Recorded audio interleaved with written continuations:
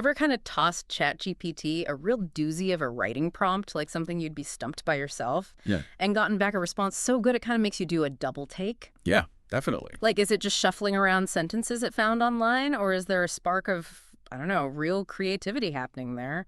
Right. Today, we're going deep, and I mean deep, into how ChatGPT spins words into something that feels surprisingly human.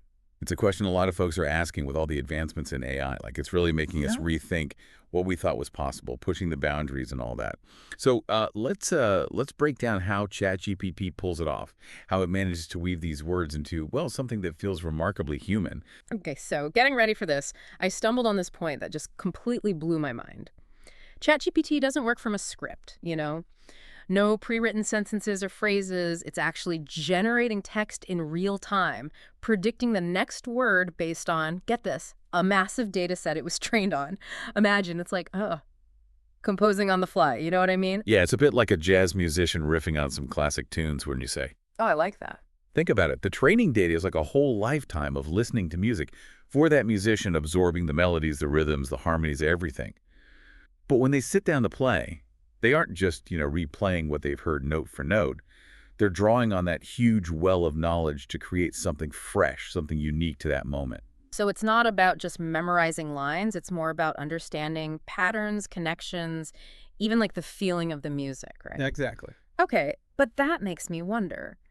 How do we know this isn't just plagiarism on a massive, and I mean massive scale? Right. If it's drawing from existing text, how can we be sure it's not just spitting out someone else's work? Yeah. Yeah, I see what you mean. That's a valid concern for sure. Nobody, and I mean, nobody wants to see a future where robots are out there just, stealing human creativity. It's a scary thought. The good news is that OpenAI, the folks behind ChatGPT, they've built in some pretty sophisticated safeguards that are designed specifically to stop that kind of direct copying from happening. Yeah. And remember, it's not just memorizing phrases, you Yeah. know. It's about recognizing these super complex patterns, the relationships between words, even different writing styles. So ChatGPT isn't just mimicking phrases like a parrot.